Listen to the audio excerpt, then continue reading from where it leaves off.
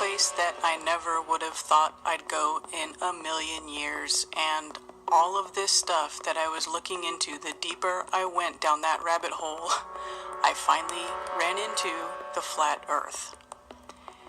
And I know how ridiculous it sounds because I thought it was the dumbest thing that I had ever seen, and I wouldn't even look at flat earth anything for a long time because it just seemed so ridiculous to me.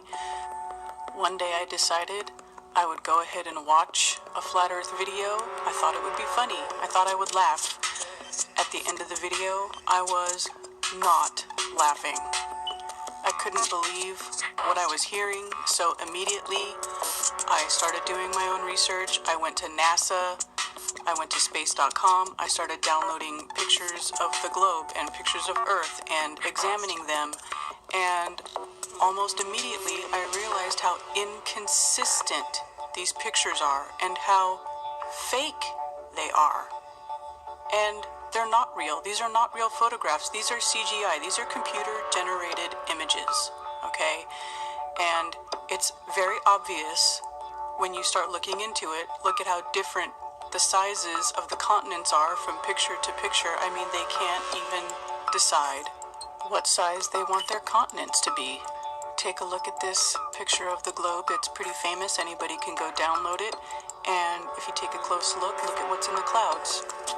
I mean, they spell it right out for you, and you can't make this stuff up, and it's not me photoshopping it. This is how it comes. Download it yourself. Also, look at this heat signature from the Earth. They say the Earth is facing the sun at a tilt, but the heat signature goes directly around the equator, right around the middle of the Earth. It actually pays no attention to the axial tilt, and that is what they tell you causes the seasons. The sun is actually farther away from the Earth during the summer months and closer in the winter months, but they tell you that the axial tilt is what causes the heat change. But here, that totally contradicts it. And if you look at this flat Earth picture, you can see that the heat signature is right in the middle, and that is exactly where the flat Earth model says the sun's path is.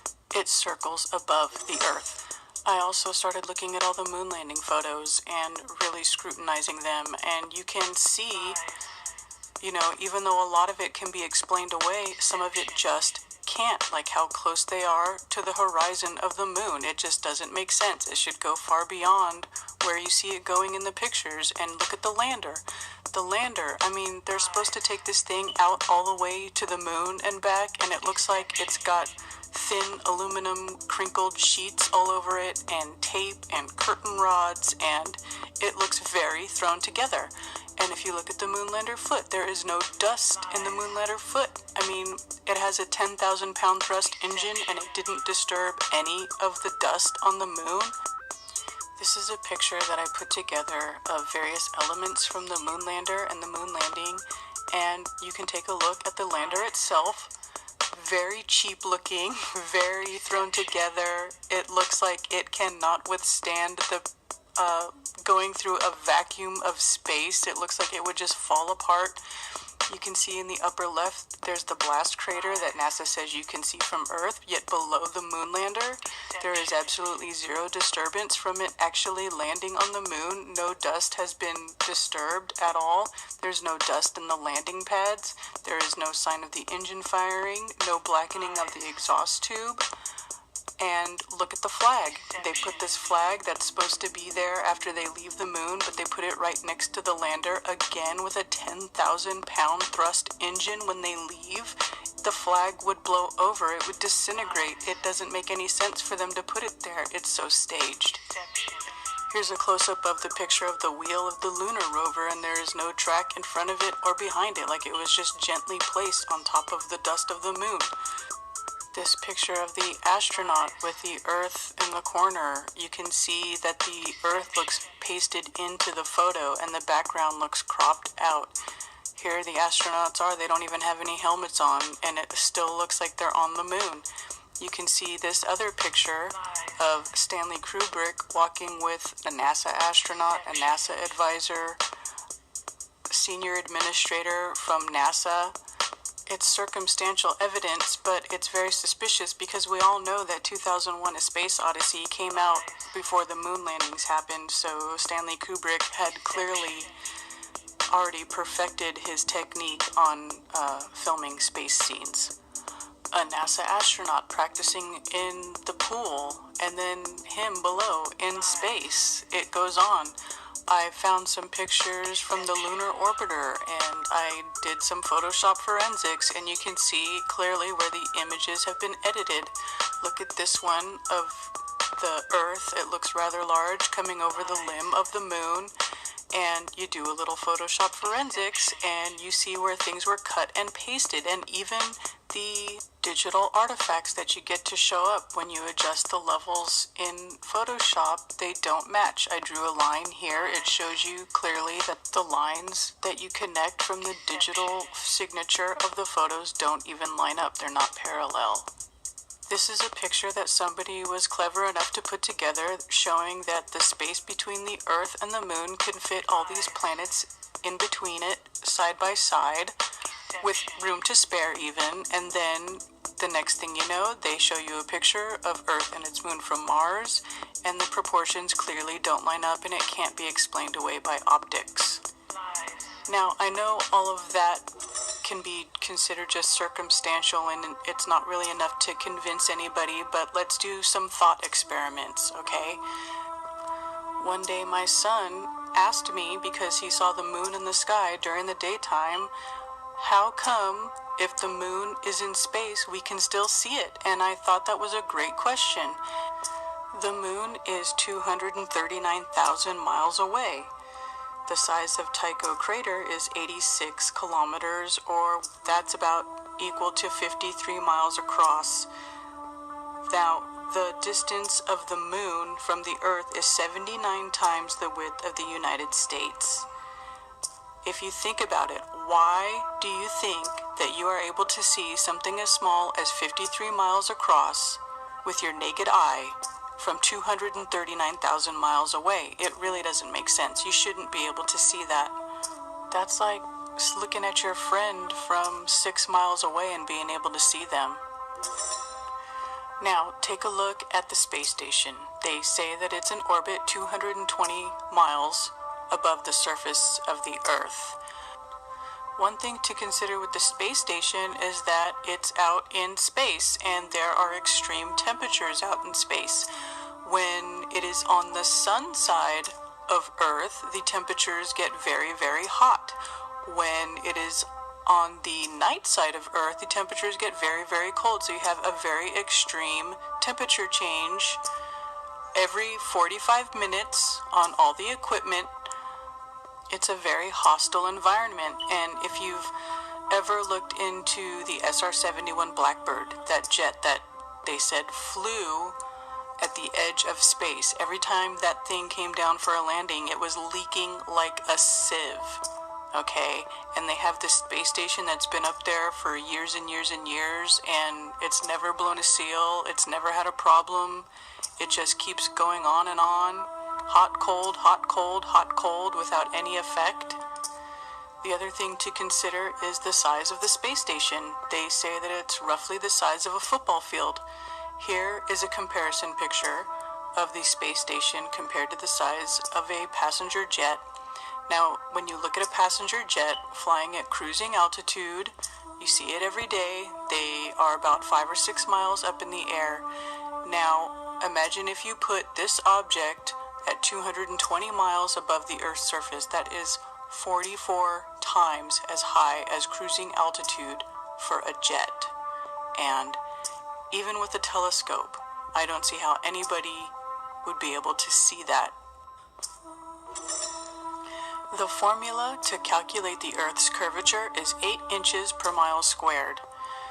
So at some point, when you're looking at things off in the distance, they should drop below the Earth's curvature, and they should begin to curve away from you. But this doesn't happen. You can look at these pictures of the Chicago skyline, and at 56 miles away, it should be 2,000 feet below the Earth's curvature, and you really shouldn't be able to see any of these buildings, but we can see it. People also like to say that they watch boats disappear over the horizon because of the Earth's curvature, but is that really what's happening? If you look in this video, you can see that the zoom brings these boats back into view, where when you're looking at it with your naked eye, it looked like there was nothing there, but then here come these boats back into view. So clearly, they're not disappearing because of the curvature, they're disappearing because of the limitations of the human eye and also perspective.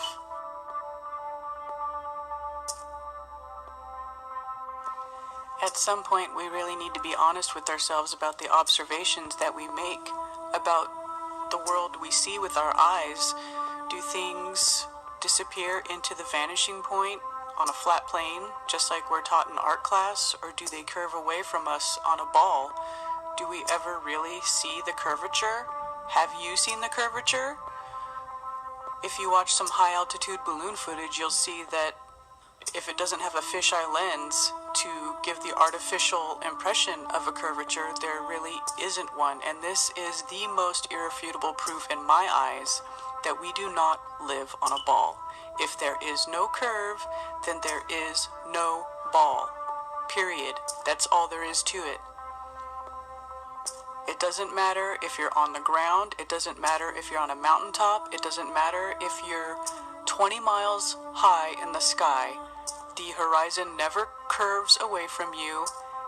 It never gives the impression of being on a ball. It only gives the impression of being on a flat, level plane.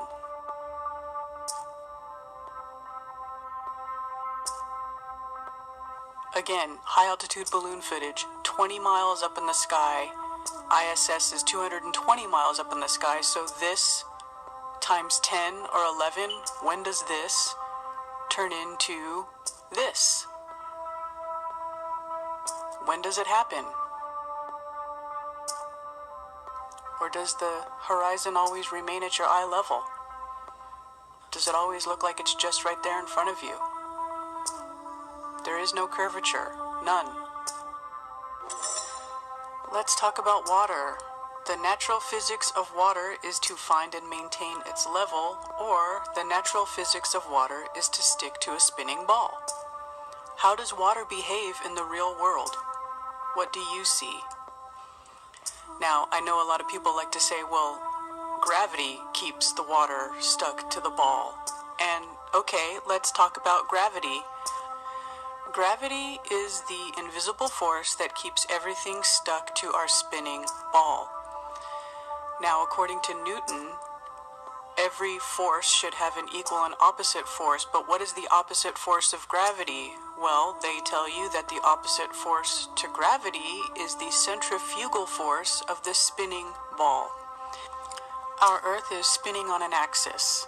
And just by the very nature of the shape of a ball that is spinning on its axis, the centrifugal force differs at each point on the ball, being greatest at the equator, 1,650 kilometers an hour, or 1,040 miles per hour, faster than the speed of sound. Then, as you move up or down in the latitudes on the ball, it gets slower and slower. Thus, the centrifugal force is weaker as you get towards the poles.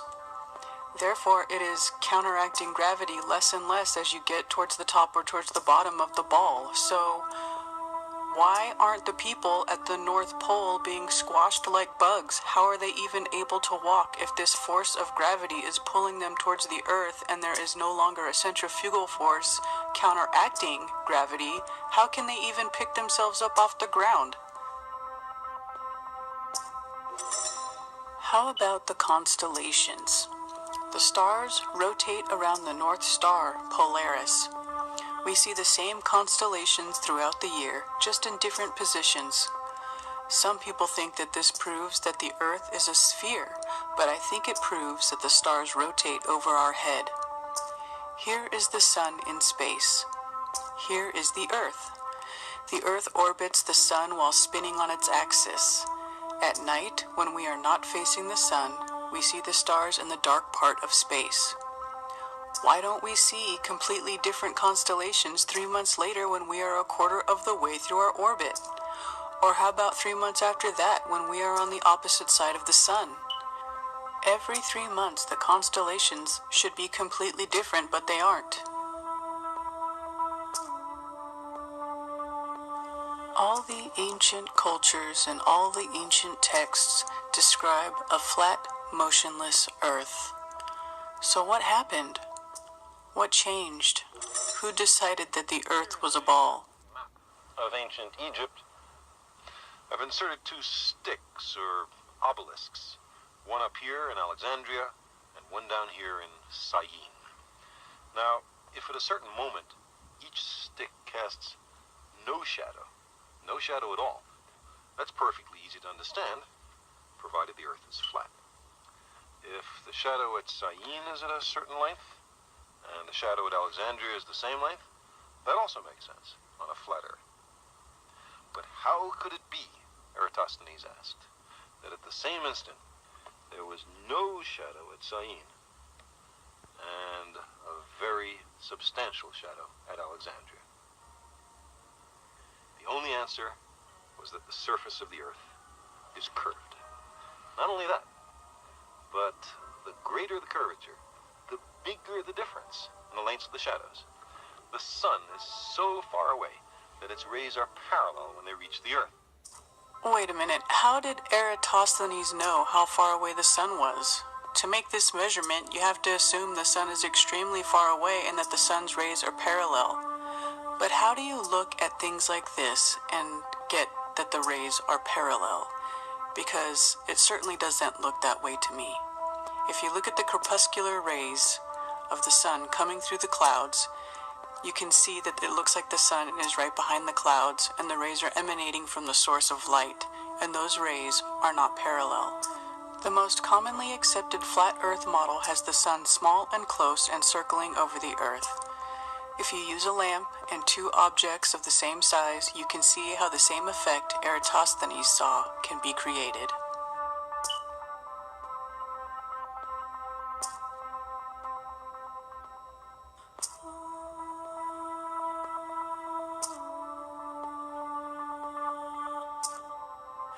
Dr. Auguste Piccard was the first man to reach the stratosphere at a height of 75,459 feet, and this is how he described what he saw. This is before NASA and the Air Force. What about the moon?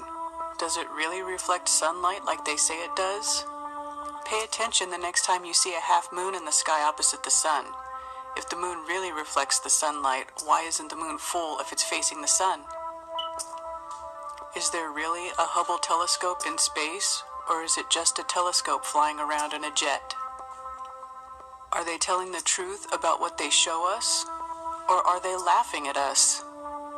If you pay attention, you will see their mistakes.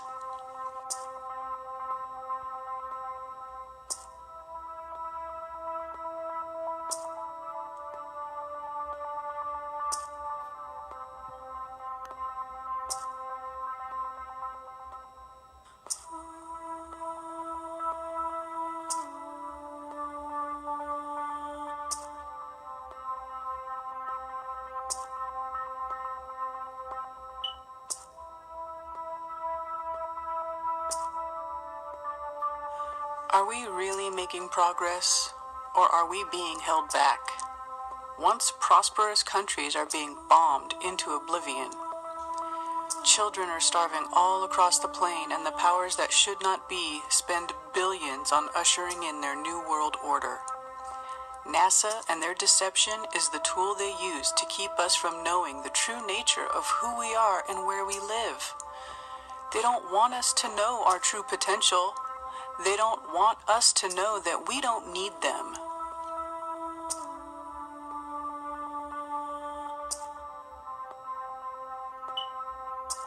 They want us ignorant and docile, so we keep mining their gold. The globalists need a globe. Once you realize that they don't have one, you can take the power back.